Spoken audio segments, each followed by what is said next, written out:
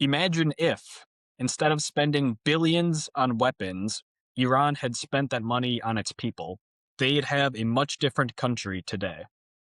Wise words of Secretary of State Marco Rubio there. We are now about a month or so into this Iran conflict, not a war, just a little military conflict. And these words are not without irony that I and other people I saw dunking on Rubio for this on Twitter saying, a lot of people thinking, wow, what if America, instead of spending billions to trillions of dollars on weapons, weapon systems, and eternal war in the Middle East, had instead spent its money on our people, our infrastructure?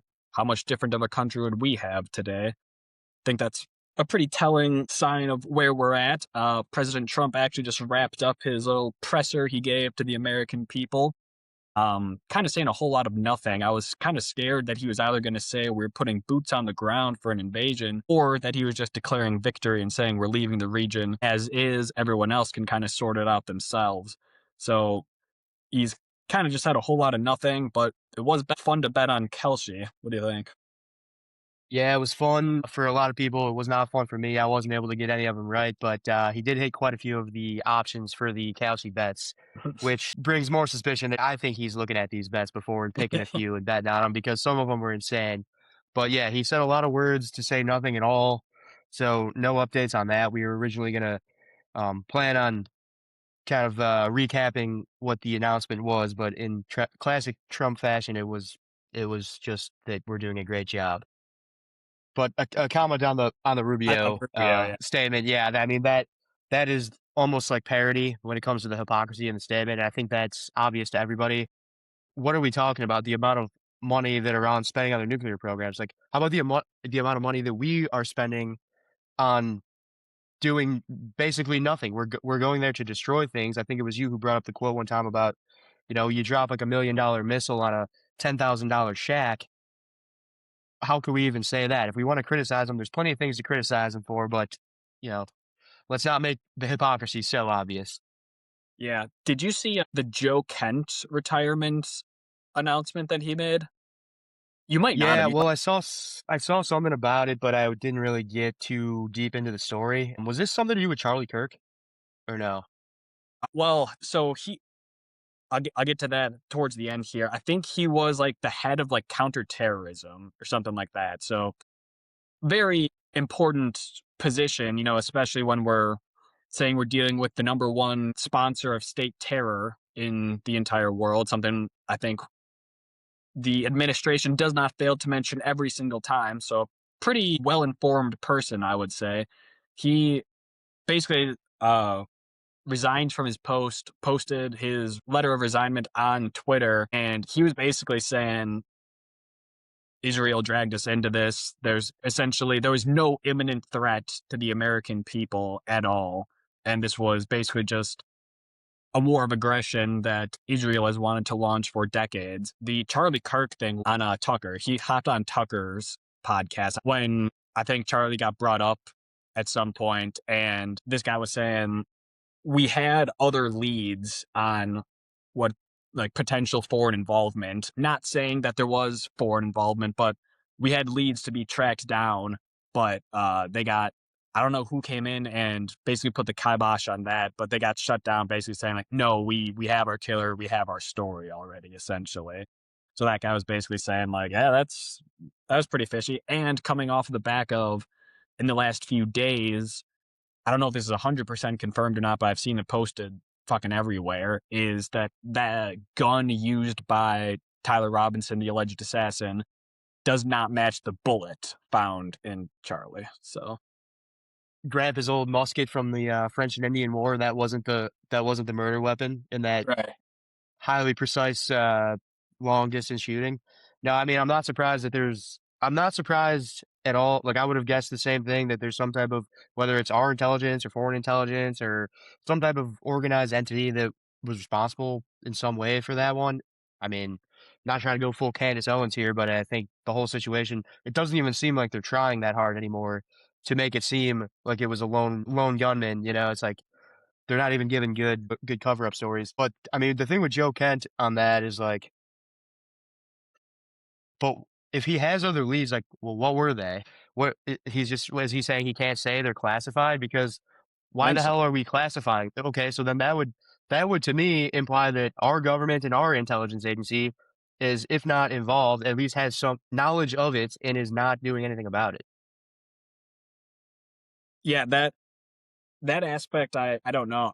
I just remember when I heard the gun thing, um, and then Joe Kent saying there's other leads to track down that were halted. I just remembered thinking back to the text messages that they published, and me and you are reading off these texts, and we're saying, "This is exactly how a boomer would talk trying to sound like a kid."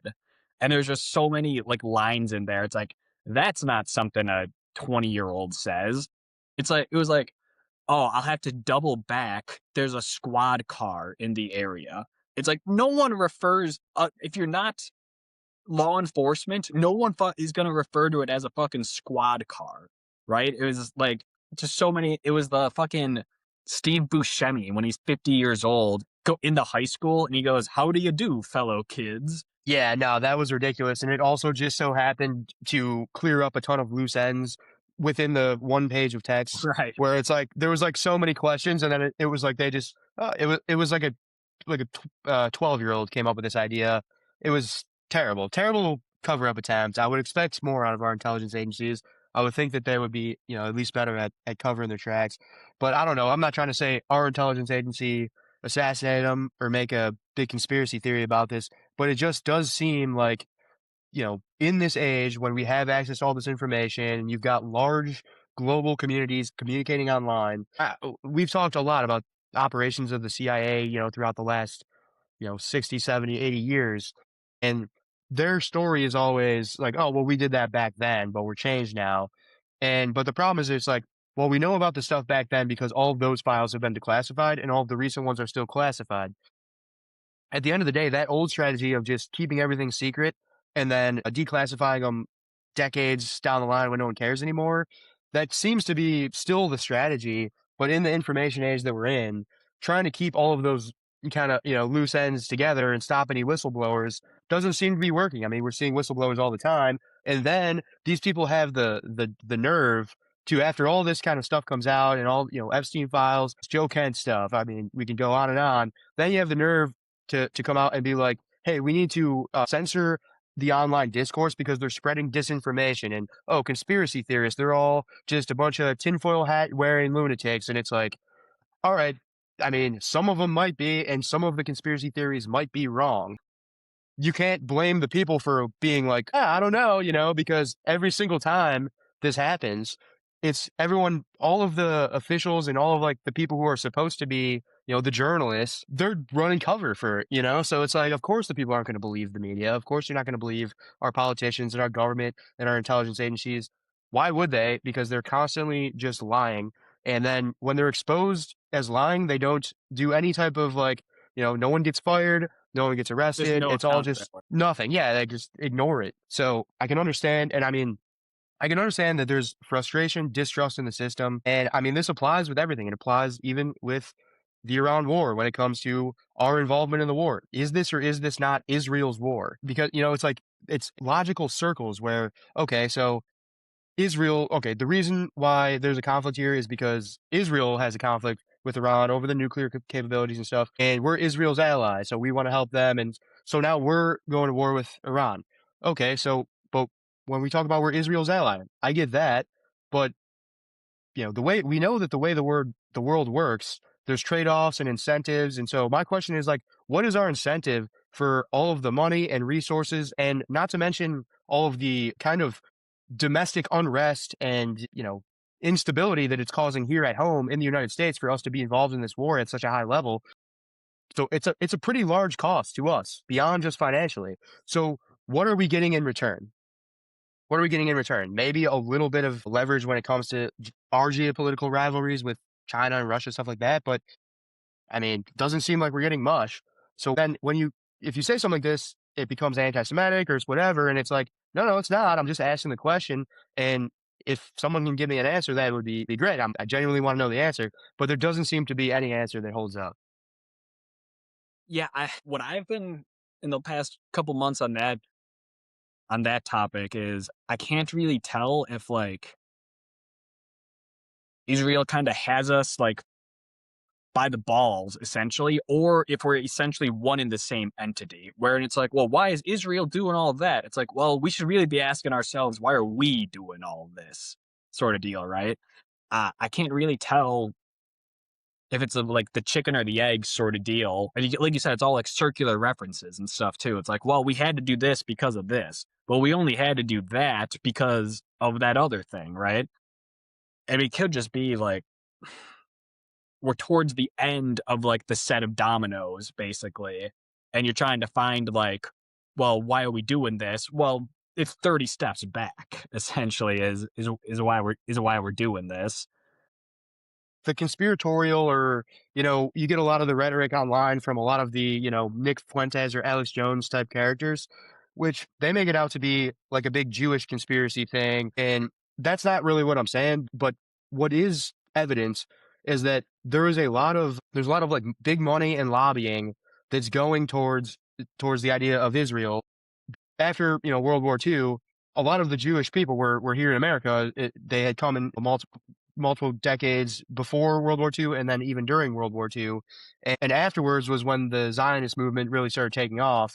And so it's not to say that it's like all the Jewish people throughout the world are conspiring. That's like the kind of that's what's like kind of said to scare people. But what is happening is that there is a lot of money in the United States earned righteously, whether it's through building companies or, some of the Epstein people were a lot of these big donors who are donating to these big kind of like Israel first lobbies that are kind of taking control of politicians. That's the APACs and the Israel lobbies. And so their priority, and a lot of them say it publicly too. It's not a conspiracy. They'll say it publicly. Like, my number one priority is to make sure Israel is, is The sovereign. Lin- And it's the like, well, Lindsey if why don't you go work for Israel's government then? Why are you working for the American government? That's the part that I think people take issue with, is that someone within the United States government prioritizes the sovereignty security of Israel over the United States. That's the problem right there. that is quite literally a direct quote from Lindsey Graham in the last Hmm. week. And he literally said, the reason I decided to run for Congress was to ensure um, America's continued support of Israel. Something very, very close to along those lines. And you're hitting the nail on the head with like, then you shouldn't be an American politician. Realistically speaking, it's a money issue. It's a lobbying issue. There's just far too It's a much conflict of money. interest, really. The conflict of interest is definitely what it is. There's too much money involved for the politicians to. Dude, APAC will literally post tweets. They'll brag about the fact that like 98% of APAC backed politicians win their election race. Do you not see how that's a fucking problem? Like, Hmm. you're admitting that you can pick and choose our elected officials? Yeah, and it makes a lot of sense because the same Israel lobby in 2016 did not support Trump. In 2020 did not support Trump. In 2024, only after Ron DeSantis and Nikki Haley were no longer Trump had beat them in the primary and was going into the general, they all took their money and put it behind the Trump campaign. Makes perfect sense why his policies are a lot different when it comes to Israel this time around than it was last time around. But the problem Dude, there is too. Go ahead, go ahead. Trump's come out and said in the last 2 weeks, there's direct Trump quote saying, it's like, a lot of my top donors, their number one concern is Israel. He's like, they just come in and they want support for Israel. He's like, I'm going to listen to them. They give me a lot of money, right? Like, he's come out and said the same exact thing. Something that 5 years ago, that's a conspiracy theory.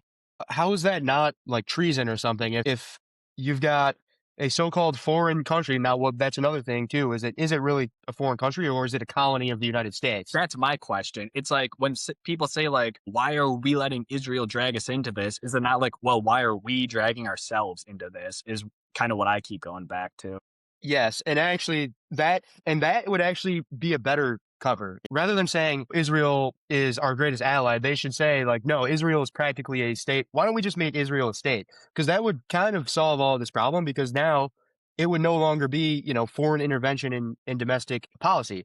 Well, the problem there too is that anytime then we have to actually have the conversation, but right now we can't. And the reason why, this is the actual frustrating thing. This is the last thing I'll say on this, but the actual frustrating thing is that if you say, anything about Israel at all, asking any type of these questions. Now, these are not meant to be accusatory questions, or generally trying to understand what the incentive structure is here.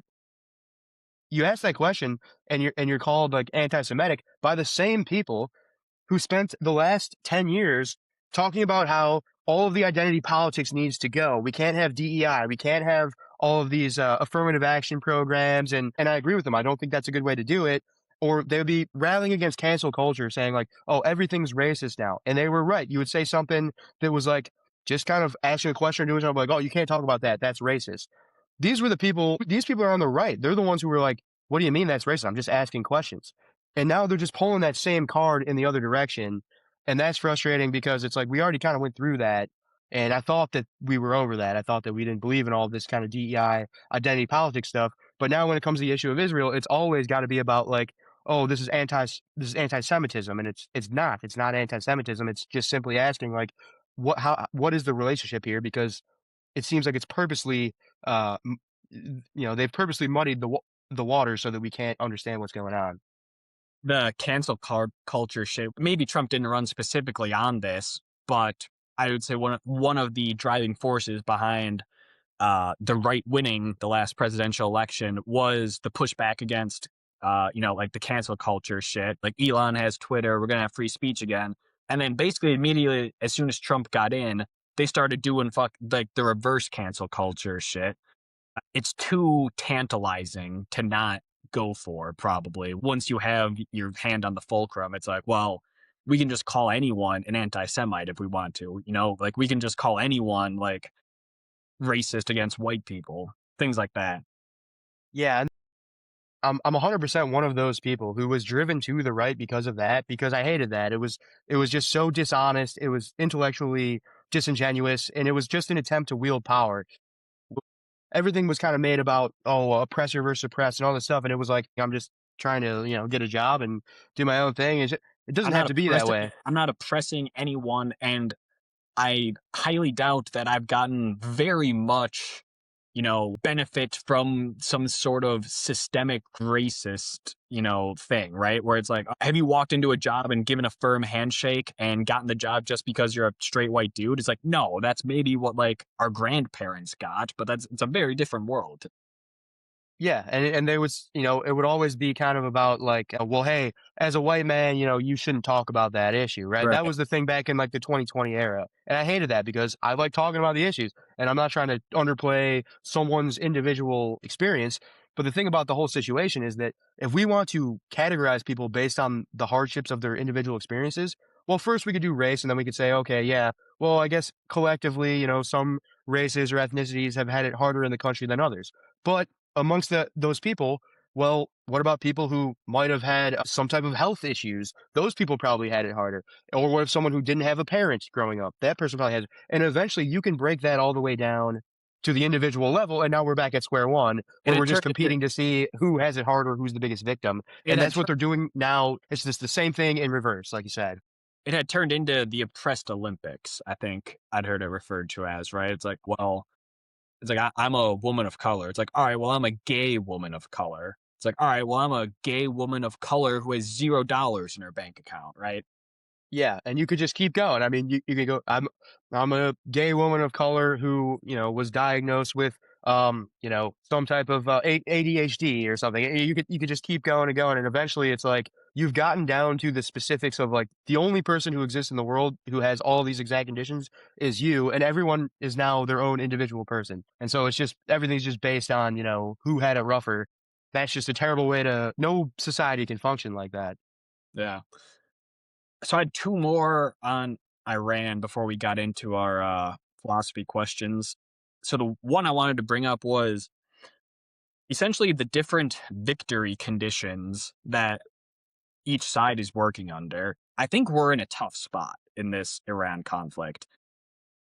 Our victory conditions, I'll say it, I don't even know what they are. Because, like we said at the very beginning, we don't really know exactly why we were going in there. They've given 6 reasons why we've gone in, and none of them really shake out to be very legit sounding. So I don't even know what our victory conditions are. Trump today said we didn't want to do a regime change. Now, the regime has changed because we've killed 30 of their top leaders. So the regime has changed. We weren't trying to. So apparently, regime change is not in our victory conditions. If opening the Strait of Hormuz is in our victory conditions, well, that's just plain fucking dumb because the strait was open before we even started this. What else? Destroying the nuclear capabilities. We destroyed the nuclear capabilities 6 months ago, apparently, didn't we? What was that? Operation Midnight Hammer? I think we had taken out their nuclear facilities. So now we don't really know what our winning conditions are versus Iran's victory conditions is actually really quite simple. If in any form the Iranian regime stays intact, they've won. If they have survived this attack on them and they haven't been completely overhauled, then that means they've won. They have survived. They can rebuild. They can rearm. Whatever. So I think we're in a bad spot in Iran. Most people, it's a very unpopular word. Most people say we're in a bad spot. Apparently, we're doing insane damage to their weapon supplies and things like that. But I just don't know, where does it stop, basically? Like, how do we declare victory from the situation? Yeah, I mean, they're saying now that if the Strait of Hormuz remains open, then that's a victory, but it was open before we got in. I don't see that. Another problem is that all of the Iranian oil is now selling in yuan. That was That's I that's that's my my last point I had here. okay, yeah. I mean, I came out strong when this thing first happened, and especially back in the Operation Midnight Hammer days. I was totally for it because I was thinking that the whole idea here was to try to either secure the petrodollar or to, at the very least, stop the petro yuan, basically. And it seems like we just accelerated it or drove it. And my question would be, what was the plan here? Because I thought that, we were doing the mental gymnastics on one of the last episodes trying to figure out what the plan was, and that was the best I can come up with. Well, there must be some type of intel that says that the Strait of the either the oil or the Strait of Hormuz is at risk of getting going into Chinese hegemony or something like that, where this had to have something to do with our competition with China, and so we have probably have to do this to stop that from happening. And then the result over the last month has been that we have simply just accelerated that, and now that problem is worse than ever. Yeah, that was going to be my last bullet point I had here. I had seen when it first started, I had seen like senators or congressmen or whoever, other people in the know supposedly coming out and saying, like, Jesus Christ, this is bad. Like, they do not have a plan, essentially, right? And I'd said that to you, and you're like, well, there's no way we don't actually have a plan. Like, we're doing this for some reason. And then we had come to the conclusion the one that makes the most sense is that we're positioning ourselves for some sort of deal with China. I had listened to the All In podcast like 2 weeks back, and they were saying the same thing. Like, they didn't mention any other fucking reason. They talked about China for like 45 minutes. I'm like, all right, these guys are pretty smart. It's probably China then. Here's the fucking issue with that. Chinese oil is flowing. Iran is controlling this strait. They're saying Chinese oil can go. So we're not cutting off, we're not choking out the Chinese oil to them. Anything that is sold in yuan is also getting through. So, like you were saying, the petro yuan is seemingly strengthening while our control on it is seemingly loosening. Russia's getting filthy fucking rich right now. Oil prices are way through the roof. They produce their own oil. They're selling that to the fucking world. Here's the biggest issue. We're not even sanctioning Iranian oil. Iran is fucking getting rich right now selling their oil reserves. We're not sanctioning it to keep our oil prices from fucking skyrocketing. It's the only move we really have. We probably shouldn't be sanctioning the Iranian oil. But then if this all was some 4D gambit against China, it looks like it fucking backfired on us. I remember when we were talking about this, we are talking about the Strait of Hormuz and choking out the oil supply to China. Like shortly after, there was immediately a deal made with Iran and China. And in hindsight, I look back and I'm like, on the last episode, I was kind of like, I look like an idiot on that episode now because I didn't even think of that, and it's like so obvious that that would happen next. I could have easily just like said that.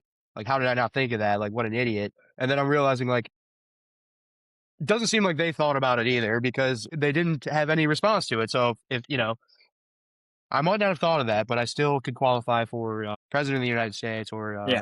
anyone at the top of the thing, unless they do have a plan, which they still might. We never know. We're only exposed to information that they want us to see, like we always say. So, I mean, it's comforting to think almost that like this is all part of the grand scheme, but we try to be factual as much as we can. So it's like based on what we do know so far, that the idea we had at the beginning isn't holding up.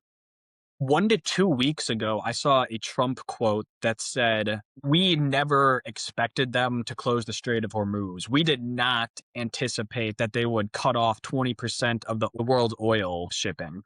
And I read that. I might have texted to you. I'm like, what the fuck is he talking about? How is that not the first thing you would expect them to do? And we were like, he's probably bullshitting. Maybe they didn't fucking think they would actually do it. And that's just crazy.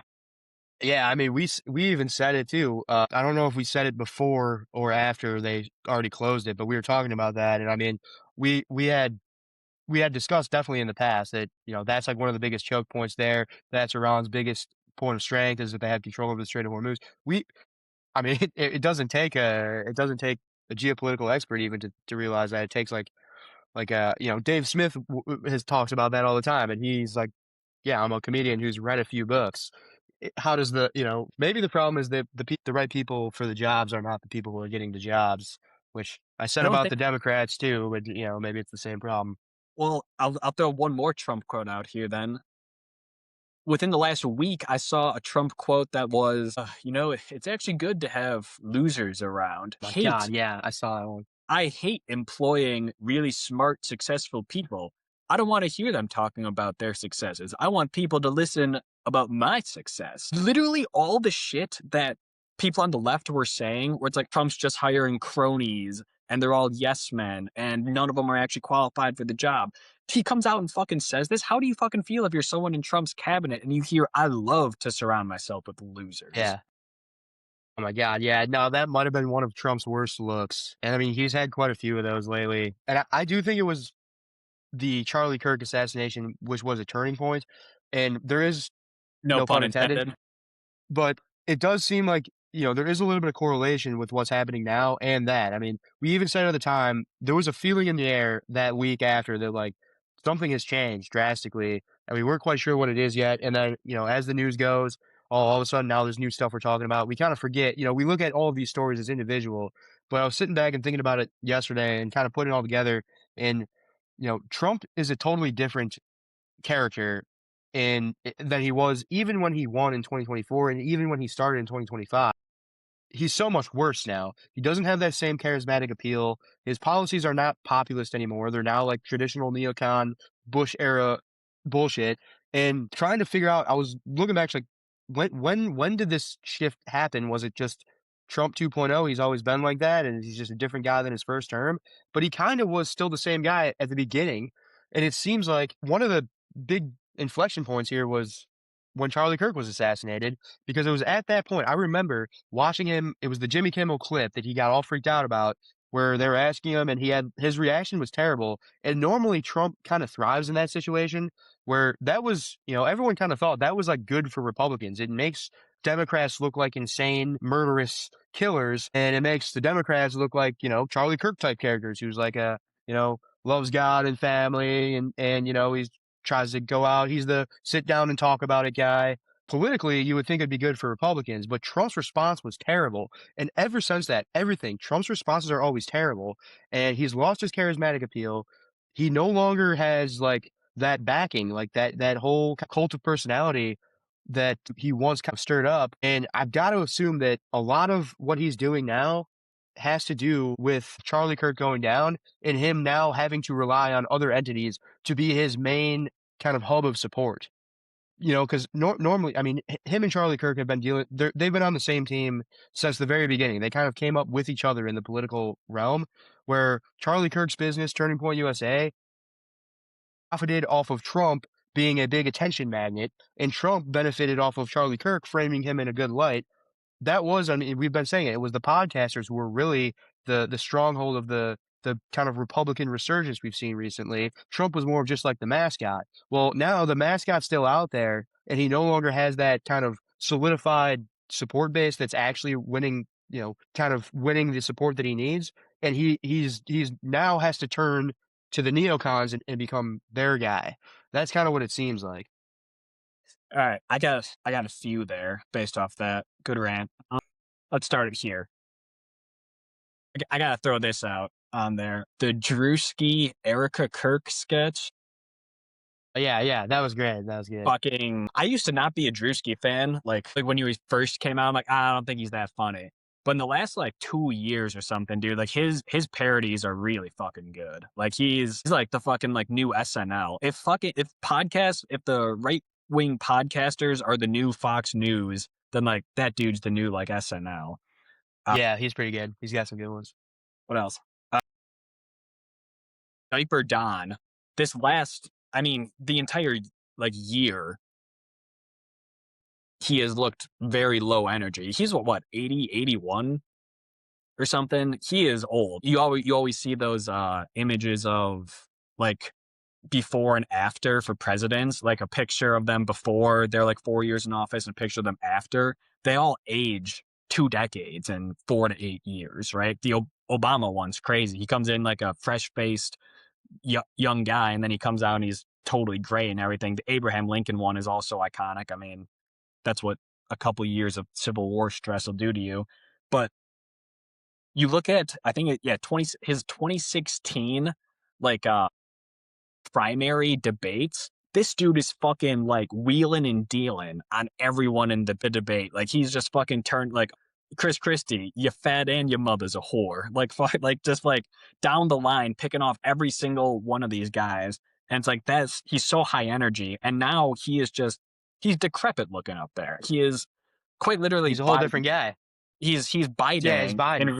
in real time. And what's insane is like he he looked like he was fucking a 10 out of 10 sharp wit facing Joe Biden in those fucking debates, dude. Like, because Joe Biden was literally fucking on death's door. Haven't heard a goddamn peep out of him. All right, I got two more, one more, two more. Throw it back to you. Have you seen like things saying like Charlie Kirk was essentially being groomed for like a presidential run later down the line? Yeah, Because and I think that's pretty I've true. I seen mean, like it makes yeah, sense. that makes a lot of sense. Yeah, I mean, he was very like heavily involved with a lot of the establishment, probably more so than he made put in the uh public limelight. But so Turning Point USA's revenue skyrocketed in the 10 years from, I think he started in 2012, or 2013, 14, something like that, all the way up until 2024. It was exponential growth every year. And obviously, a lot of it was because people started paying a lot more attention to politics, internet blows up, social media. But when you look at his actual donations, they came from 10 anonymous sources. Like over 60% of his yearly revenue came from 10 people. And they're all anonymous, of course. And those are, the people Those who are are the obviously real pushing the movers. agenda. Those are the real Those mover shakers of the world, right? Yeah, exactly. And so he's not as much of a grassroots movement as he was kind of trying to portray himself to be. And I highly doubt that any of them actually are, maybe a few. Alex Jones seems like he's probably, not backed by too many big, you know, corporate or, deep state donors. Whereas like Daily Wire definitely is, like a lot of these ones are. So that's a big thing too, where it definitely seems like he was definitely being groomed for a high position, whether it's like he was definitely going to go into actual politics, whether that's president or cabinet or what. I think I've said this. I think we've made like some dark horse presidential predictions. I think if Tucker Carlson ran, I think he would get the Republican nominee Yeah, that would be a great pick. I just because don't know if he would want to. If I no, were him, I wouldn't want to. I've been looking to bet on him on Kalshi, and he's got like insanely high odds. Apparently, because he's repeatedly said, "I am not running for president in 2028 or whatever." Right, so makes sense why he has very poor odds. I forget what I was listening to. maybe it's most likely Dave Smith at this point. He's like one of the only political podcasts I actually listen to. But basically, I think it was him actually. He was saying like, what does Trump taught us about politics? It's not who has the best ideas. It's about who is the best in front of a camera, essentially, right? And that's been true the last 40, 50 years as well. Who's better in front of a fucking camera than Tucker Carlson? The guy who's fucking been in front of a camera the last like 20 years nonstop. He would kind of bring back the populist movement that started Trump, which is, kind of charismatic guy who can speak to the ideas in a little bit of a provocative way, like a little bit of a sense of humor. He's not taking himself too serious. Like he does fit all those. He's like a pretty likable guy when it comes to a lot of like the MAGA movement would get behind him, I bet. I think a lot of the right would at this point Yeah, because yeah. even I think he's appealing to more moderate right now because he can call out whoever he wants, right? So he doesn't have to, when he was at Fox News, he was just getting like whatever lines they basically told him to. So he was just supporting the Republican Party basically nonstop, I'd imagine. Now he can call out whoever he wants. So now it makes him again look more of a man of the people, more of like a real guy. Yeah. No, he even Dave Smith too kind of fits that description too. If he starts to get a little bit more I because don't think he has he's the still brand kind of a little recognition bit. because Yeah, Tucker right, right. Carlson He's got to has get a that. little more recognition. He has pretty close to that Trump recognition. Trump was like just like a pure celebrity, right? But I feel like Tucker's like not quite as big of a name as Trump, but he's pretty in the zeitgeist. Whereas I don't think most people have like heard of Dave Smith. No, yeah. Give Dave Smith probably another 5, 10 years. He might be one of those type of guys. But should we do some of these philosophy questions here? Yeah. So we started to do this a little bit on the last episode, but we got kind of sidetracked with politics. But we do want to get in, step away from politics for a little bit, and kind of talk a little more philosophy. At the end of the day, the philosophy kind of underlies a lot of the political, the political divides. Kind of dig deep enough on a lot of the hot button issues. It probably comes down to like an underlying difference in your philosophy. Same kind of applies when it comes to a lot of fields. When it comes to economics, even in sciences, a lot of it is philosophy. If you were to look at what like physicists are trying to do.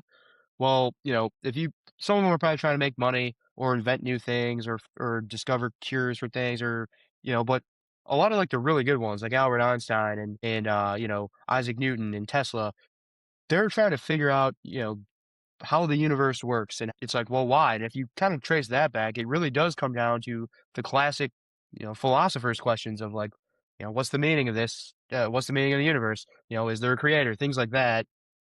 Even like I do kind of even like what you're saying there. Like I was thinking maybe not like the hard sciences aren't very philosophy based, but again, you go back you go to like, well, why are they trying to find it out? And it comes down to some of the bigger questions. Every political thing that you talk about is essentially a difference of opinion of philosophy, I would say.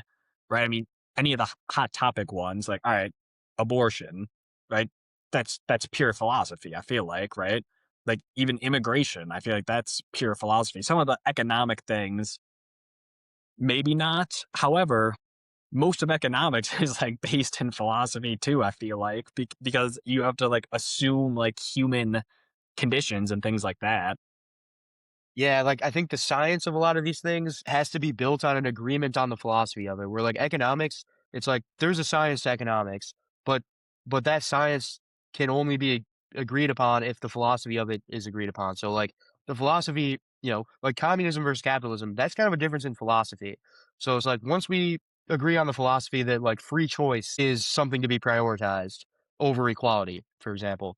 Well, that's a philosophy. And so if we agree on that, well, then we can use like math and an actual like pragmatic scientific method to come up with the best economic system. But if we don't agree on that, if we think no, I'd rather society have their choices restricted, so that way more people it would be more egalitarian. Well, now the science changes because now it's like okay, well then we have to design the economy a little different. I think that applies too with a lot of a lot of other stuff, especially politics. Mhm. But anyways. we've got, we've gone through some of the basic, classic, free will versus determinism and, religious kind of, whether there's a creator or not. And so we're trying to get some unique ones here. And so plugged it into ChatGPT, got a few good ones. I've got the list pulled up here. Uh, should we just, should I throw one out here or what? I know we did a I few on the last I one. was actually gonna say go from the top of any we didn't do, and let's fucking figure it out. Okay. The legibility trap, state versus complexity. And the question is, do systems become fragile when institutions attempt to make them fully legible and measurable, or is partial opacity necessary for resilient social systems? That's a tough question. Basically what it's asking is it better or worse to try and completely define every aspect to like the nth degree versus leaving a bit of like interpretation slash wiggle room? Yeah, You think that's what yeah, it's asking? that's how I'm reading it. And I guess, I mean, my initial thought on that is it seems like it would be better to define things when it comes to the government's power, basically. There has to be some constraints on things, and this is actually kind of a relevant problem now because Well, we see this happening.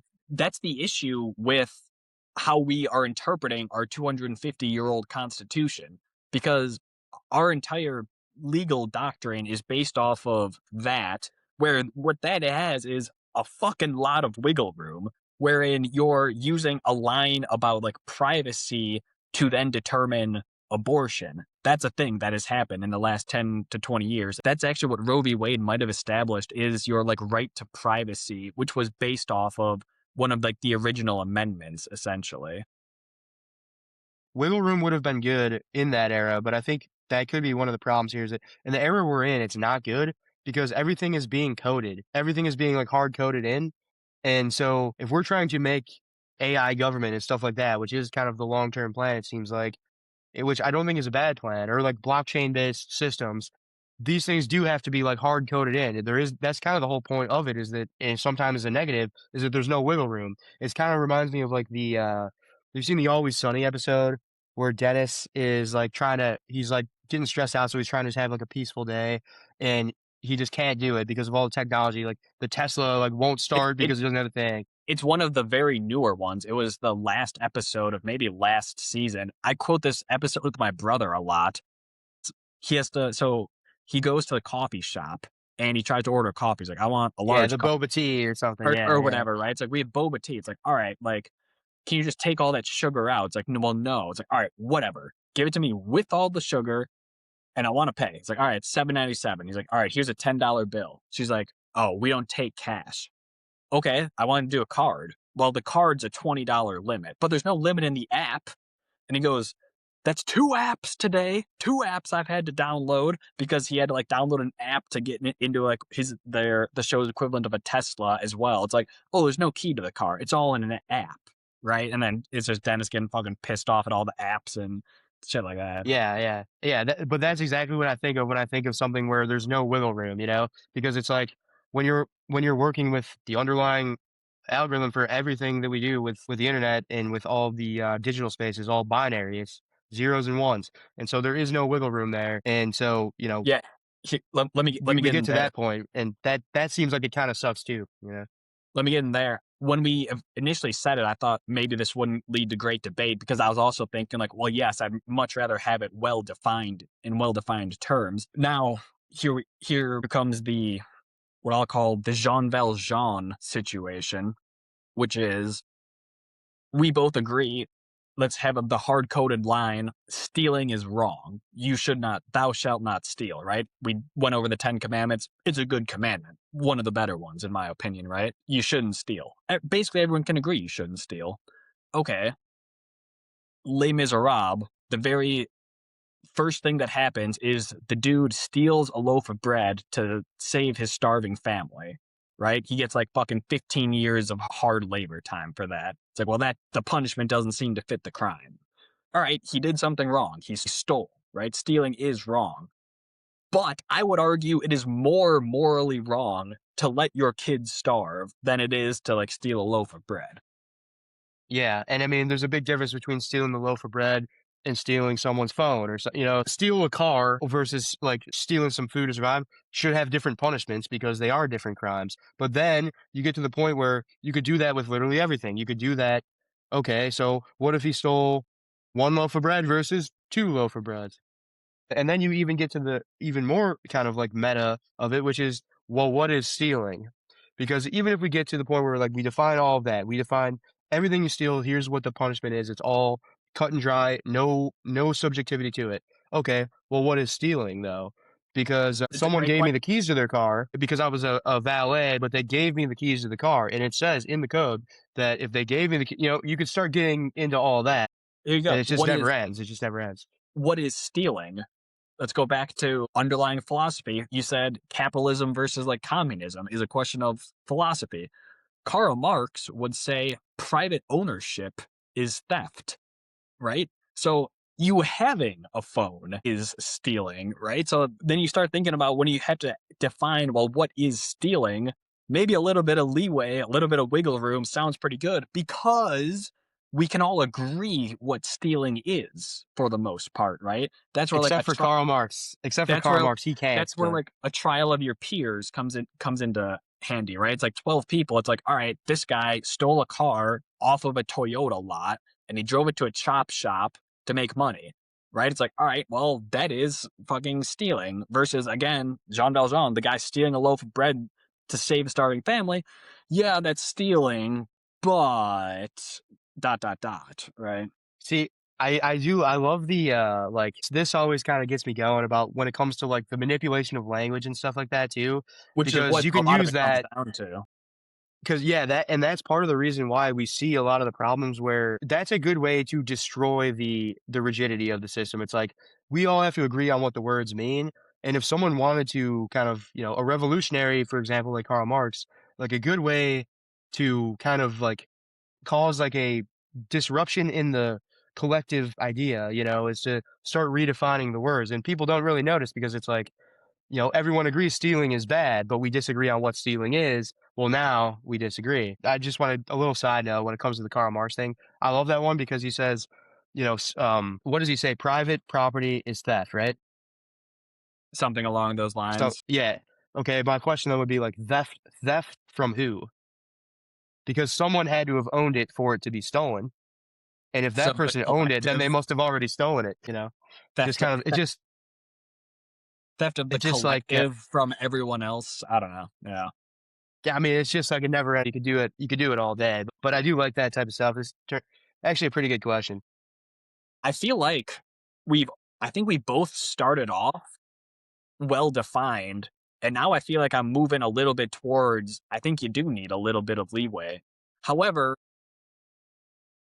then you think about it, well, fuck, I want definitions, right? I want words to be defined. I want objective truth. We get pissed off at Kelsey for not having exact definitions of what like payout systems are, right? Yeah, there definitely has to be What do you think? I would be Are you still at well defined through and through, or do you think you've moved a little bit?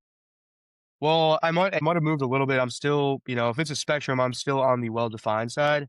Mm, But I think, even, having some wiggle room is definitely better than being super defined on every little thing. But also, I think an even more important thing is that it needs to be, if it becomes super well defined, does that restrict its amendability too? Because that's like, what the what question's if it's asking. defined wrong? Like if it's defined wrong and it's fully well defined, well then, there's got to be a way to kind of change that. And I feel like the only way to change that is to have a little bit of wiggle room so that we can even have the conversation about changing it. Let's do this on a scale of one to. Are we about done with this one? You think? Yeah, yeah. Yeah. All right. All right. On a scale of 1 to 10. So this is the spectrum you brought up, right? If we're on like a spectrum from 1 to 10, one being you want it as well defined as humanly possible, and 10 being you want it about as loose and interpretive as possible. Where'd you want it? Write your answer down. I'll write mine down, and then we'll. I All right. I like it. think I'm ready. I got I, I said I three. got an 8. I'm at an 8. I think you might have misinterpreted, but then I think we'll end up at the right part. Oh, wait, was the Well, Zero is well defined. yes, one is most well defined. So Okay, then, okay, yeah, I missed her. So I'm at a yeah, 2. yeah, two. Yeah, I went three. Yeah, And I think, yeah, I think that makes sense because I mean, the less defined you get, it might seem good. I'm sure like a lot of people would probably think within a reasonable system, you need to have a little bit of wiggle room, I think, but it's got to be when it comes to like language, it's like we have to know what words mean. How do we cooperate if words can mean whatever? yeah. Again, going back to like our constitution, there's seemingly a lot of wiggle room in there, and then it always gets brought up like, well, all right, it's an old document. It wasn't meant to go over like privacy rules of the government invading your phone data, right? Like they couldn't have fucking foreseen anything like that. So then it's like, all right, why don't we rewrite the Constitution? Well, how the fuck do you go about doing that? The well-defined aspect of rewriting our Constitution, it would be 10,000 plus pages, like bare minimum. So you almost need some of that well-defined in there if you want some sort of tautology, I would say. Yeah, that's a good point too. Is that's probably one of the main drivers of the fact that we have such massive, just overloaded, like jargon, legal jargon. Like everything is just so like overblown. You a 10,000 page And document, and it's like we're changing one law. think about the issues that me and you both have with current legislation that's 700 pages long, right? And that's probably not even close to being as well defined as we'd like it to be. And it's 700 fucking pages that no one can read in the 2 days they have to vote on it. So that's a good question. Yeah, I mean, I do like the kind of if then idea of and if we could run society like that to the greatest extent that it makes sense, where, like an if then formula. If you steal a loaf of bread, then you get this punishment. If you do this, you get that. That makes sense to me. But then, of course, it's like there's always going to be ways to break that down more. And so I don't know. It really comes down to an even deeper philosophical question, which is like, is the world, can it be deterministic in that sense where it's like, can you define everything? Or are some No, things just like, is there ever going to be a time where like you can define everything? Because there's always going to be things that are like new technology. It's like, well, how do we define this now? And it's if everything is so overblown where it's so rigid, then it's difficult to adapt. I agree with what you're saying. That yeah. kind of like what's going on now with our constitution. Like, do we live in a determinist world? Usually, what that question means is everything destined to be essentially like it's all cause and effect. Everything is determinist. Everything has like a determined outline. A slightly different question, can we even like determine everything that we see, right? Can we get down to, was this a right or wrong action to take? You know, like what you had built there too at the end. And I would also probably say, I don't think so. But we can get pretty close, it feels like. It's tough.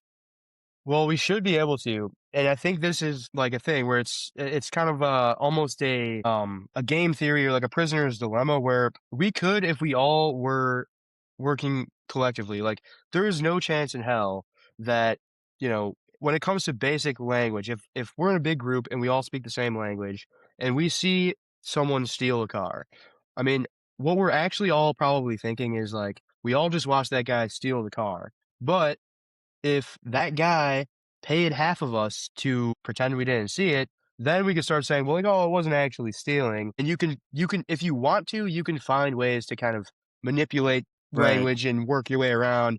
And that's the problem where it's like, we can define it on like an honest kind of idea, and a good kind of united society probably would be able to make that work. But when you've got political incentives and all this division, it's trying to define it to a point where it's like unmanipulatable that just becomes impossible and probably not even worth trying to do. Yeah, I agree. Let's go to the next question. Yeah, let me take, Quick give break. me 1 sec. Yeah, quick break, then let's Quick hit the next break. one. Stick around for the next question, folks. Alright, and we're back here. So we got, another one here, another, philosophy prompt. This is the moral hazard of safety nets.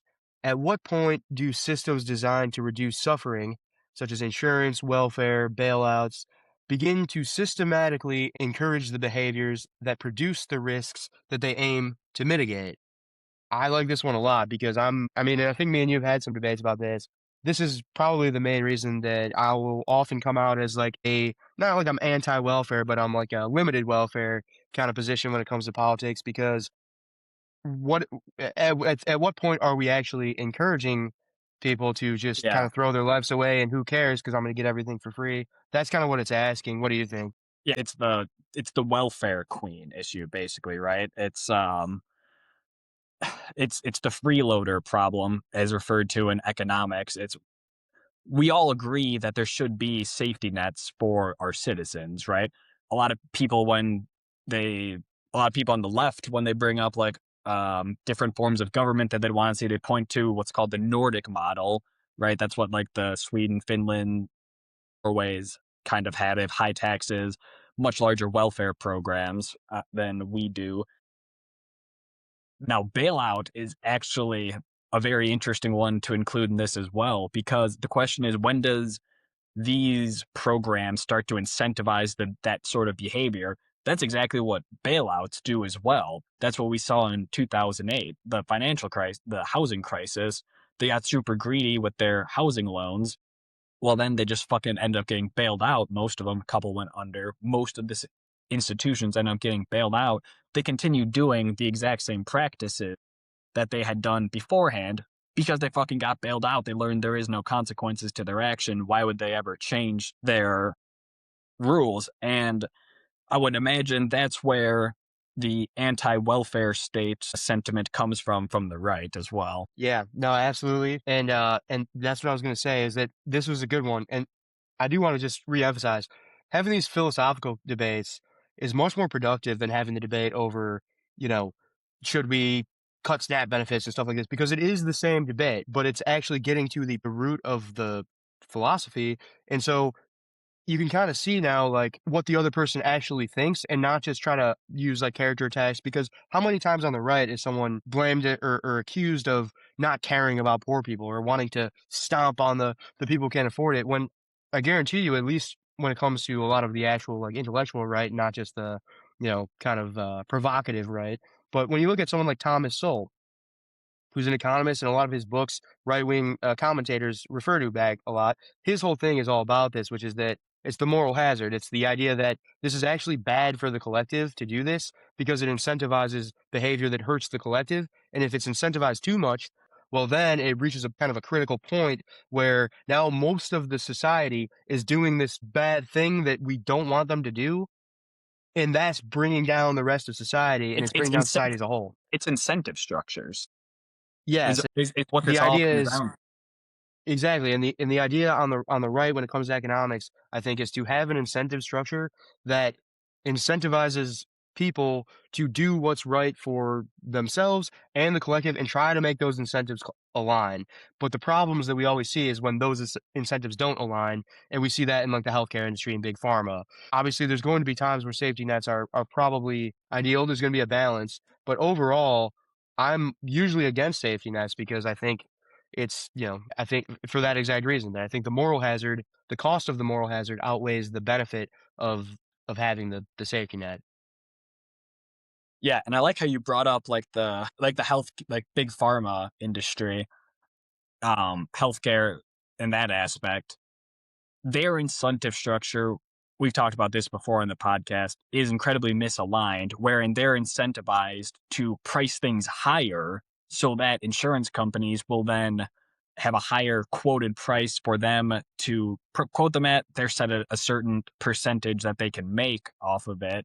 And then that gets essentially what happens is it just becomes mispriced, overpriced for the end consumer, which is us. When we talked about this, I think a couple times in the past where I've brought up my own idea of what a government should and shouldn't pay for in my head. A safety net is a good idea, I think, because I think you need to provide you or at least you should provide like a baseline of sustainability for your population so that they can then capitalize on their own potential essentially. the question becomes, what is that incentive structure and where should money be allocated?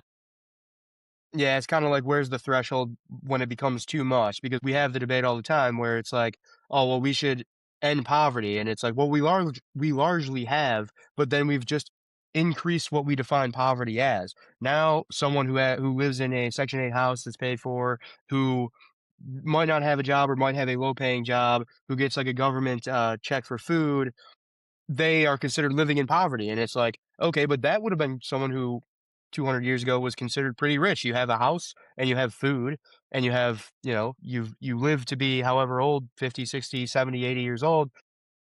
That's back, 200 years ago. If you were in poverty, like you were not eating for days and days. And in the United States, you don't really see that often. Sure, there's a lot of homeless, don't get me wrong. But even in that, we have enough welfare systems where many people who are homeless have options to at least survive, to at least get into a homeless shelter and get some food or have some temporary place to stay to try to get back on their feet. But what they don't have is a stable kind of safety net like you're describing, where it's like, I know that, I don't really have to do anything. And if I don't do anything, I'll have this baseline where I'll always have food, I'll always have a house. I would argue that maybe that could be a bad thing because if you don't have that baseline, well, then you're incentivized to kind of get on the right track. That's, obviously I know controversial way to look at it, but I do think that if we keep increasing that baseline higher and higher, I would limit my own potential that way. My assumption at that point is, yes, some people will not go out and try to achieve more because they know that they have their baseline needs met, essentially. However, many people still will. And I think the distribution would probably be pretty close to the same as it is now of people. There'd be a small upper strata of people who go absolutely balls to the wall and try to achieve as much as they can. And then there would be a bigger strata of people who apply themselves, but, still take leisure time and things like that. And then there will be a strata of people who do about what they need to. And then there'll be a small strata of people at the bottom who don't really do anything at all. I don't know if it would change all that much people's incentive to essentially do things. I don't know. So on that, so using your example, if you were to create a system where food and home are provided to everybody, Mm. I do think it would definitely change incentive structures where people who are working, you know, long weeks just to try to afford their rent in their homes would no longer do that. They already have a Yes, home. And many of those people would not choose to do those jobs still just to have the extra cash. Probably a lot of them probably might, but some of them would say, "Well, I've already got the home and food and the things I need to survive, so I'm either going to do an easier job or I'm going to work way less hours or I'm just not going to work at all if I I agree. can." So that changed a little bit, but the question is, because there's going to be changes in the other direction too. There's also going to be the people who continue to work really, really hard, not have to pay for the rent and food. They get that money and then they take it and invest it in their own business because Right. they're not happy with just the house. They want to actually do, something more. Which is a very good Exactly. And so the question then becomes and I don't know the answer, but at least we can get to the right question here. We want to get to the optimal threshold where those negatives that we're seeing, where a lot of those people who now have all the basic necessities, they choose not to work. Well, the people who do the opposite, they cover them and themselves, and we actually see a net gain. Once mm. we see a net negative because nobody wants to work, then that's where it's a problem. But if we're at a net gain, then that's probably the optimal place to go. And so I think that that's, with enough math and enough data, that's probably doable, or at least we can approximate it. It's not really a one or the other side. It's like we got to find that place in the middle where, we get to that optimal solution.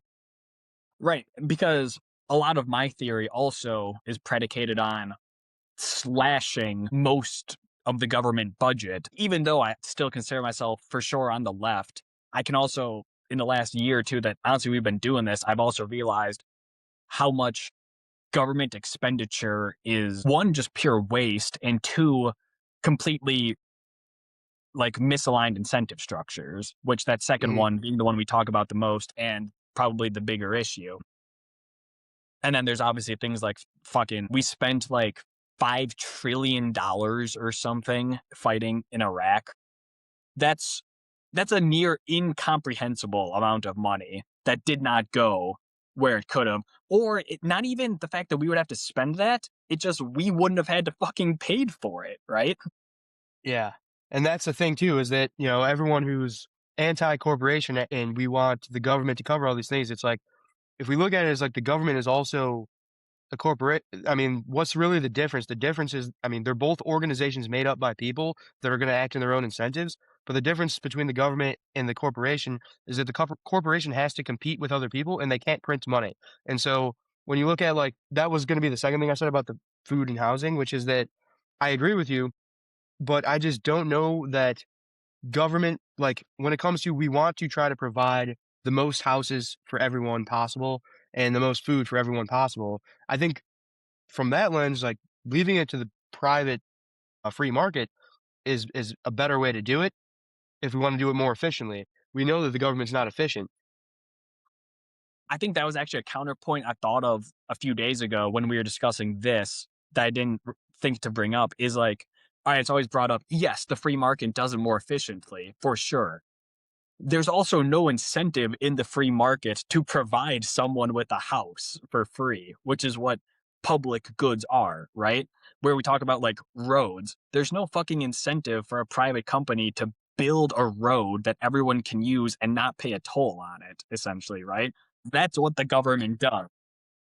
So I guess the difference is that the government is not operating on incentives as a organization or as a financial incentive because they have the money printer. So they're operating on a power incentive basically, or like however you'd want to. They can operate without incentives, are more vulnerable to being corrupted by people who are out for their own individual incentives. Yeah. The government, there's a big difference between the private sector and the public sector. Private companies, if you start a company, it should be expected that you are out for your own interests. The government should design a system where if you want to gain something for yourself, you can only do that by helping other people and helping the interests of the collective. Now, someone who joins the government, that should be abandoned. If I am a government official, it should be kind of like a almost like a monk or like a priest who's saying, I don't care about myself. I am sacrificing myself for the country and I'm going to act as the officiator. Now, how do you prove that that's what they're actually doing? Well, that's the problem. And that's why we have a bunch of people who are corrupt out for their own interests in there. But that should at least be like the idea of what you know, who we vote for should be that guy. It should be the guy who's not out for his own interests. Okay. You lost me for a second in there. I came back in. You're saying private businesses should be out for their own interests. People in government should not be out for their own interests. Yes. That, yeah. All right. I got you. Do you know who? This is a point that I don't see the left bring up much, and I think the right should think about more because I think they would agree with this shit once they looked into it a bit. Do you know who the biggest welfare queen in the United States is? Let me try to guess. It's got to be, well, it's probably big tech So, in the way I'm going to then define it afterwards, it probably is now big tech. Who gets the most money from the government? It was gonna, or the military yeah. or My answer was some. gonna be Walmart. Walmart. Okay, yeah. Walmart receives an insane amount of SNAP benefits because they pay their people such low wages. The government subsidizes Walmart's employees and gives them SNAP benefits. These SNAP benefits are then turned around and given directly back to Walmart because the employees who receive the SNAP benefits then buy their shit at Walmart. So it's an interesting thing to think about. It's like, oh, like fucking the right here's like SNAP benefits. It's like, oh, it goes to welfare queens. Well, really, it just fucking goes to Walmart. No, I think that the right 100% agrees on that. But that's the reason why the right doesn't like SNAP benefits is because the right believes that Walmart should be just paying their people a regular standard wage or minimum wage at the very least, and not relying on tax dollars to subsidize them. I think the right's making that point, which is it kind of comes back to the But then isn't philosophical that then question, the when, like, moral hazard. when the minimum wage gets brought up, it's like, well, all right, they should have to pay their workers a living wage. Well, we can't do that because that would drive up inflation, cost of goods. Yeah, I mean, in theory, see the thing about that argument, which I used to think that too, and I still kind of I see what the theory is, but that theory totally ignores the fact that we're going to keep printing more and more money and increasing the cost of assets, but keeping wages stagnant. If we print more money, wages should go up. But when it comes to the SNAP benefits, I think we're kind of saying the same thing, which is like We are. these SNAP benefits, it's the moral hazard of like, oh, they're, supposedly for the poor people who can't afford food, but what they're But actually, so what they're actually for is to allow the rich companies to not pay their people enough. We, the people, subsidize those rich people not paying their workers enough. Their workers turn around and give that money right back to them. because someone receives SNAP benefits, now Walmart is no longer obligated to pay them what every other company has to pay their employees. That's the problem right there, is that it's government putting their thumb on the scale and saying like, hey, instead of you having to pay employees, we'll pay your employees for you. We'll call it charity, even though they're making the same amount of money they would if you paid them. It's not, they're not making any more money. It's just who's paying them that's changing, right? Kind of like they would make the same amount of money. Now it would have been Walmart paying them, but instead it's the government paying them. So now think about this. If those Walmart employees who would be in the lower strata of people we were talking about before, in people who may not choose to go work at Walmart because they don't have to anymore if they have a food in the house, if the government was no longer putting their finger on the scale, changing the way the free market is operating, if people did not have to go work at Walmart, that would then force Walmart to pay people a good enough wage to incentivize them to come and fucking work there. And then Yes, 100%. it would just fucking like realign labor values, asset values, fucking everything, I feel like, because then things would have to be paid a fair wages for fair work at that point. Yes, absolutely agree. I mean, I'm glad to see you've come around on this one because I agree 100%. But so is the But solution then to get rid of SNAP benefits? it all I depends on wouldn't. my thing that you don't have to go to work to have food on your plate. That's where my socialist libertarianism comes in, saying we should have a baseline of human needs met, but then we shouldn't fucking pay for anything else. So that's what you're describing is basically what SNAP benefits is supposed to be, right?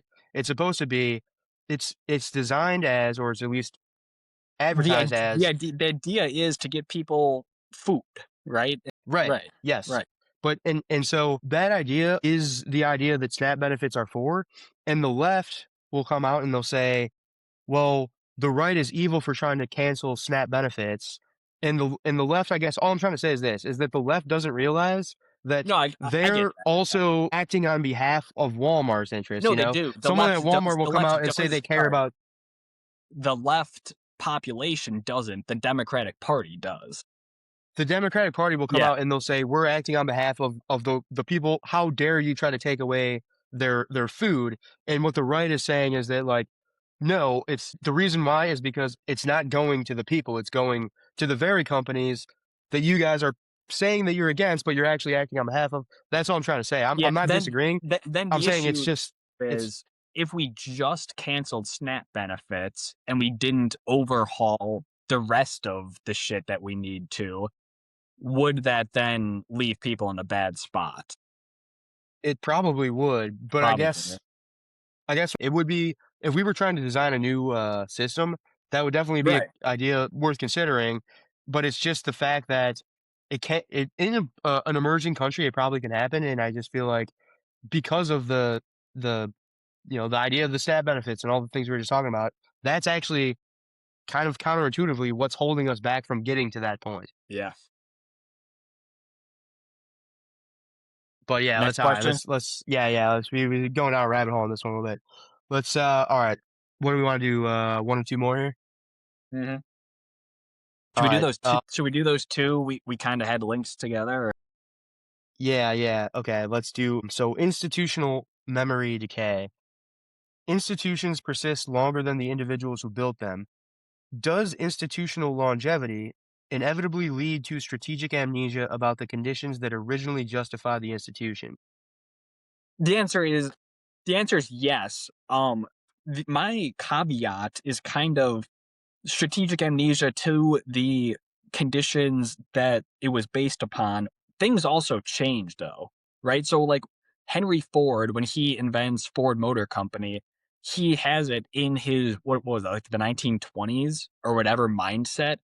So while it is lost, like what made Henry Ford's success to like the second or third or fourth generation owners, that is lost.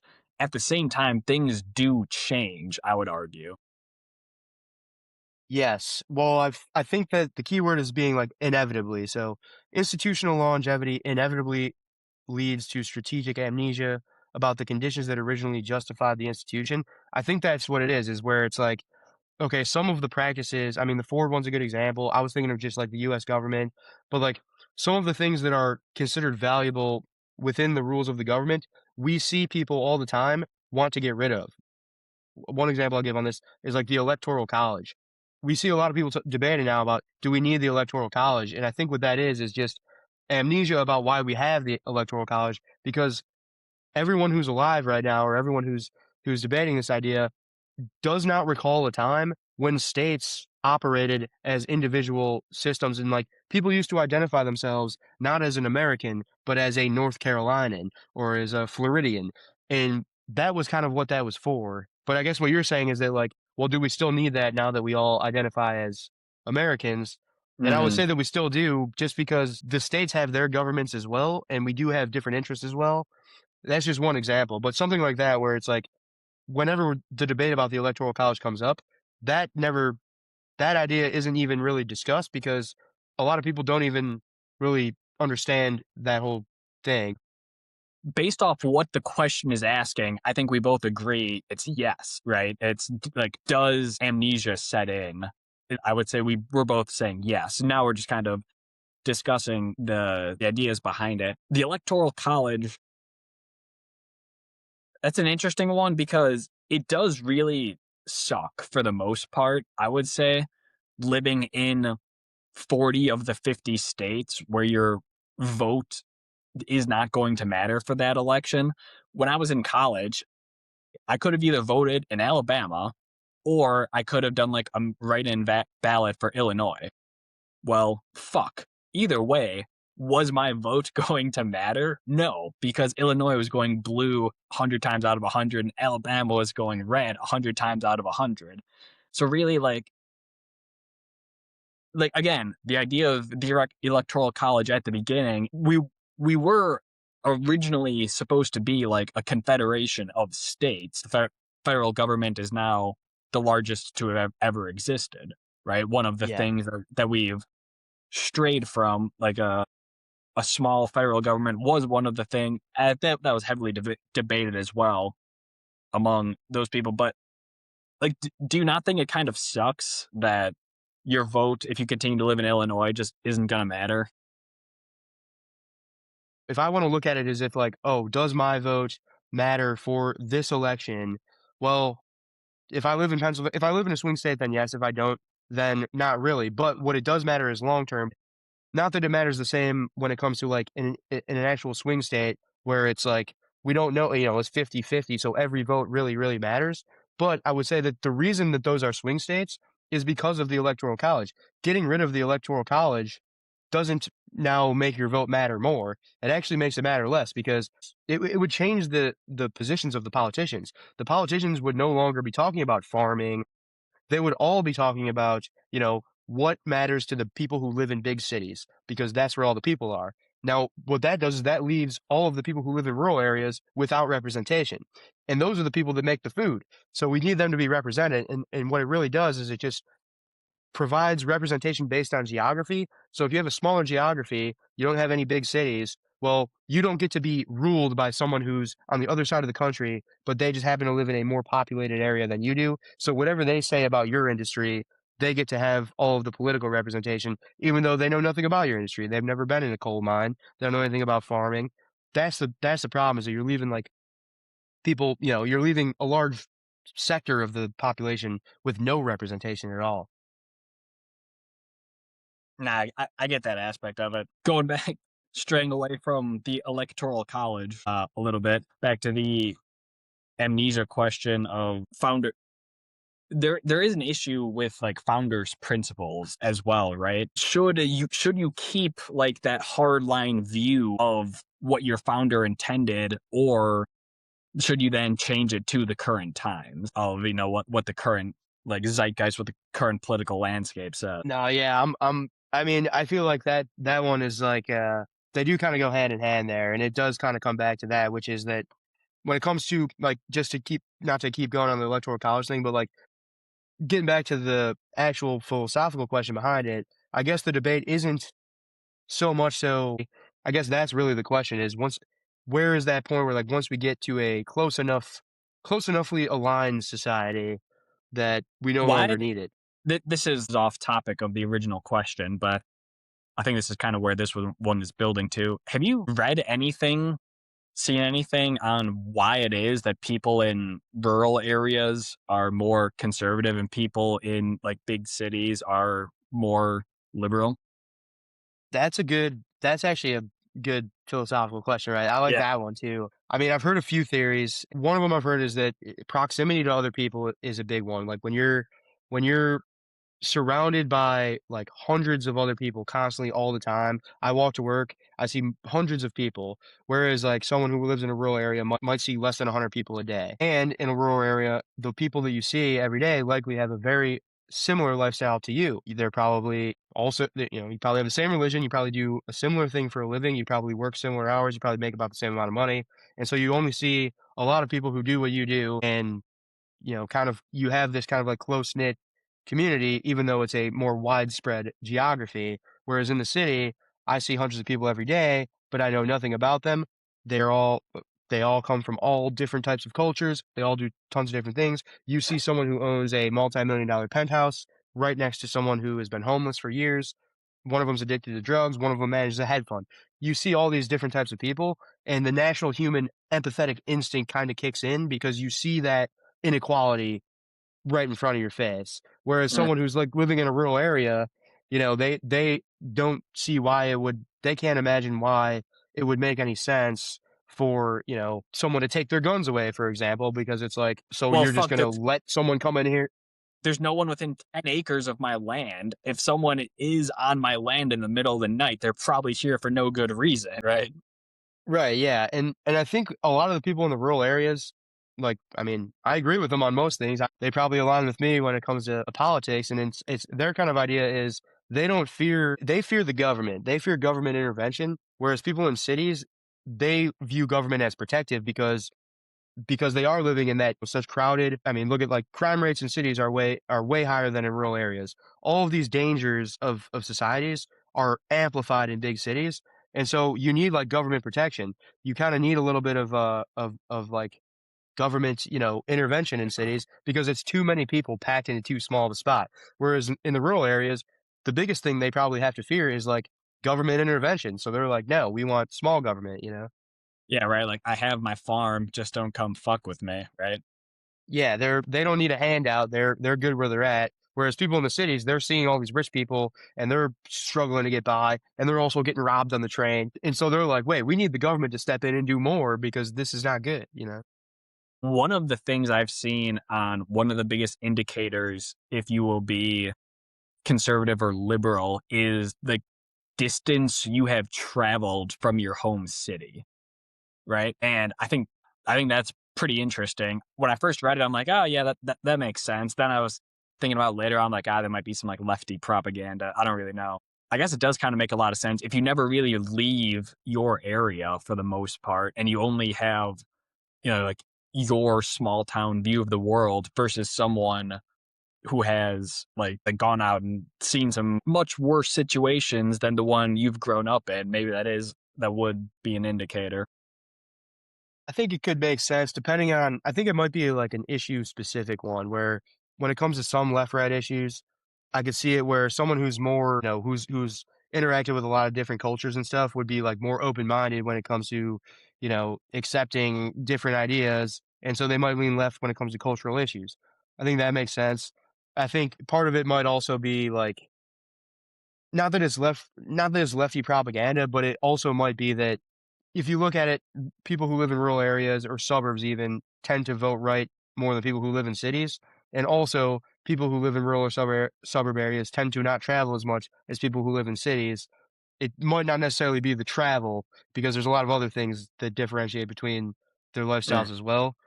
That it could be one of those too, but I mean, it's definitely an interesting one. There's because I've never really like read into many of the theories behind that, but it's the one that gets brought up every single time in an electoral college debate, like you were just talking about. Like like you see the shit on Twitter, like Republicans it'll be like a right leaning account. It's like, look at the land area map of the United States on how they voted. And it's like 75% red or like 80% red of the map and then 20% blue. Then it's like, well, yeah, liberals live in cities, right? And then you look at like the Right, yeah. population density, and it'll be like a circle this big that's blue for like New York City. Then you look at like the red areas, and they're all like that big, right? I would that is a very interesting one. I should read up more on like what people think is the reasons behind that. Yeah, no, that's a good we should, let's keep that one because I feel like we can go, like, pretty good on that Yeah. one, Should we but, go into our last question here? The alright, let's go, last one, kinda similar to the last one, the paradox of civilizational success. Do the values and traits that allow societies to rise, such as discipline, cohesion, and sacrifice, tend to erode once prosperity is achieved? So kind of similar to the last one. The last one's talking more about kind of like our rules and norms and institutions. This one's talking more about like our values, morals. And I think that I would give the same answer, and I would think that they do tend to erode because we lose the idea of why we have them in the first place. Whereas like we don't so much understand why we have some of these principles and morals because we've lived such comfortable lives that we can get away with still living a comfortable life even if we don't follow them. we had said these last two are kind of linked together. The amnesia that you get from like a founder's principle, applying it to current times, you kind of forget about the values that you were established on. There's a quote. This I think this is like the fourth turning is like this idea: hard times create strong men create good times create weak men create hard times. And I think that is a fundamental truth, which is what this question is asking. Basically, it's like, do the people, the great men, the great women stand up because they are in a hard time to then create a prosperous society? But then when you're raised in such a prosperous society for so long, have you lost the values? The Dan Carlin, Hardcore History, I listen to a lot. He brings up this in a lot of his history discussions. It's like trading your like wooden boots for silk slippers, is I think what he calls it, right? Like you lose that austerity, that hardcore edginess that the people who created these situations had because you're brought up into such a flourishing, prosperous society. You kind of become a little weak, and I think that's just almost inevitable. It's something you see throughout history. It's the rise and fall of empires. Yeah, I definitely agree, and I think a big part of it is that it also has a little bit of an impact when it comes to how our hierarchy is built, because when you're, an emerging country and you're in the bad times, say, and you need the good men to stand up. Well, who gets to rise? Well, it's the people who are the most hardworking, who have the most, grit and the most integrity, and who can exhibit like high standards of character. Those become leaders, and they step up and they start, you know, building up the society, and they have people who kind of look up to them and they're admired for their actual, for their values, not for trivial reasons, but because they're actually good leaders. Those people become the leaders of society, and then they have children. And then what you end up seeing, though, is that, whether it's immigrants or people who might not have had the best upbringing during the bad times, well, now they're born into the good times, but they're still having a bad time. This is what I'm kind of, I think in our day, like immigration is a good example. We might be in that, peak of prosperity in the United States, but someone who just came over here, this year and they're trying to start a new life and live the American dream, who grew up in maybe a less prosperous country, they still have that like grit and that integrity Those that guys they need. have the American ideals, I would Yes, say, right? Yeah. exactly. And here's the problem though. Those guys aren't the ones who are put into the positions of power. The people who are No. put into positions of power are the people who, if this was during the bad times, the people who are currently in the positions of power would have been bottom of the totem pole because they don't have the grind, they don't have the grit. These are people who were in the right circles. You know what I'm saying? Like these are the people who their grandparents might have had that, but because their grandparents had that, then they by definition won't have that because they grew up in this soft kind of, what was it? They grew up in this You kind grow of up like in the soft lifestyle.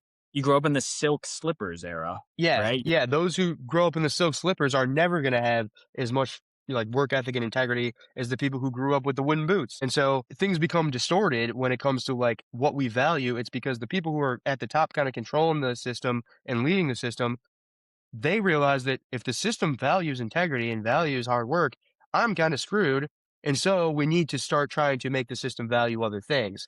And that's what distorts the system. And that's what eventually leads to the demise, I think. Right. It just becomes a tale of nepotism. It's you didn't earn your spot here. It's your daddy earned his spot here. Your daddy's daddy earned his spot here. So now you were brought up without those ideals. You were brought up believing you were just already at the top because you were already at the top. And why should you work hard, essentially, right? It's almost a fucking like welfare issue that we talked about before. It's like, well, why should I work hard?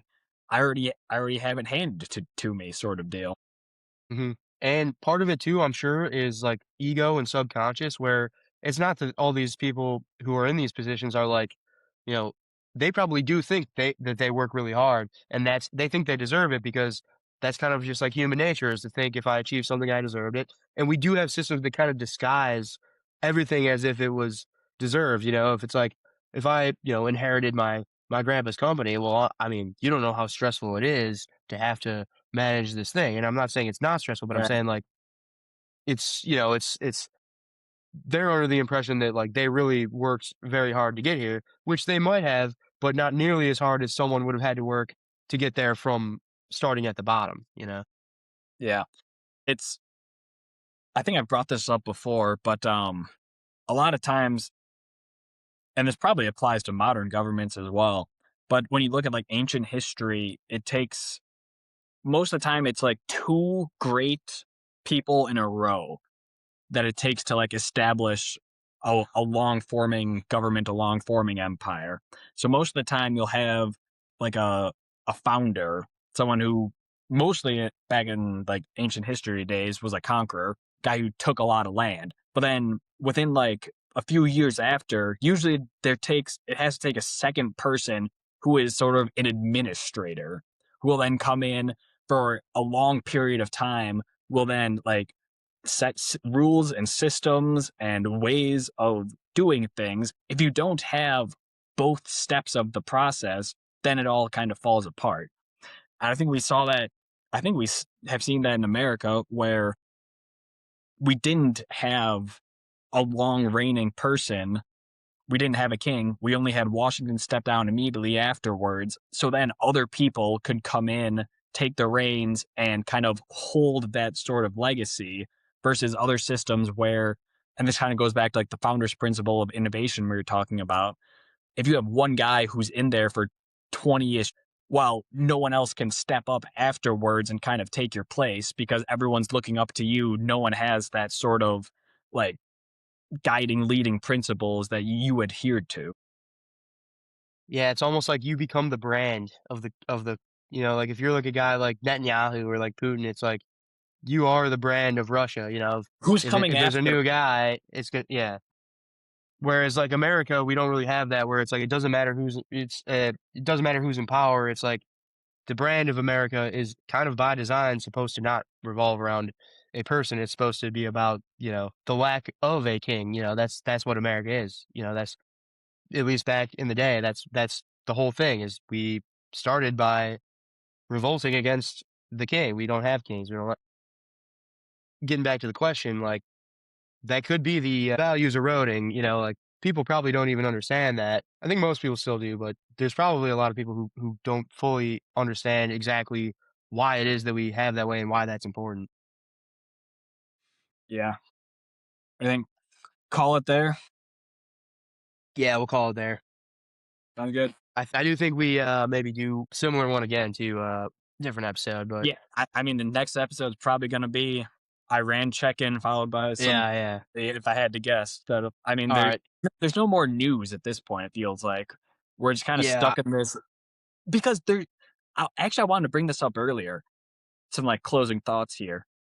the Epstein shit I haven't seen in weeks to months, you know? Like, that was gonna be when we were talking about it, we're like, "How do we move on from this? Like, how do we accept the fact that we have a government for the pedophiles, by the pedophiles, like that, and we've already moved past it." The See, I don't know. I thought you were gonna go a different direction with that one. what? I was thinking like I almost feel like since that I like kind of stopped giving a shit. Because how am I gonna go out and like argue That's politics well, when it's like okay, that's we kind know of it's all bullshit now, you that's know? kind of what I'm saying now. It's like, what is news anymore? What could possibly come into the news cycle where we're like, "Oh my god." Yeah, yeah, That's kind of what it I'm broke saying. it. Yeah.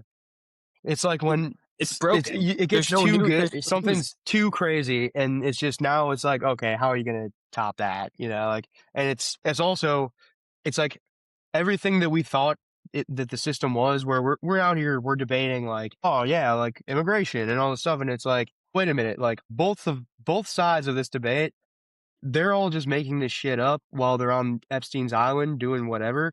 And so all of our heroes are gone, all of our idols are gone, all of our leaders are all corrupt, and it's like, what are we even arguing about anymore? And I feel like that's kind of been the sentiment for everything. The Iran It war, is. it's like you still have people arguing, but no regular person even really gives a shit because everyone's like, all right, this is all like people have given up. I don't know. I don't want to speak for everyone, but like for me, We it's like I don't even people like care. people like give a shit, but at the same time, I think as American, we're so like removed from that sort of deal because no wars ever take place on our soil, right? Like this is a huge fucking deal for anyone living in the Gulf states. For us, it's like I don't even fucking know what the hell's going on. But there is nothing that can come out now that is crazier than what we've seen in the last like 6 months, I feel like. Yeah, maybe that's a good thing. Maybe it'll kind of desensitize people to the sensationalism of the social media age where I think the whole Epstein thing ended the partisan. It used to always be, I care about But what we're the still Republicans part are. I feel like maybe I feel like it's the start of that the end of should have helped. partisanship. That I should mean, that should look at help. the Iran war though. I feel like the Iran war is pretty, Yeah. there is bipartisan disapproval of it. The only people who approve of it are the people who get to decide, of course. But like the Republicans, none of the like mainstream Republicans, wasn't it you who said this is like one of the lowest approval ratings of any It war is. we've ever had? It's So it's like the Republicans don't even support it. They've kind of given up on Trump. I feel like it's kind of the end of partisanship. Everyone just hates the elites now, you know? I hope. Like I really Yeah, hope. hopefully. I don't know. We'll see. Wishful thinking. We'll see what happens. We'll see. Thanks for tuning in, everyone. All right. Called there.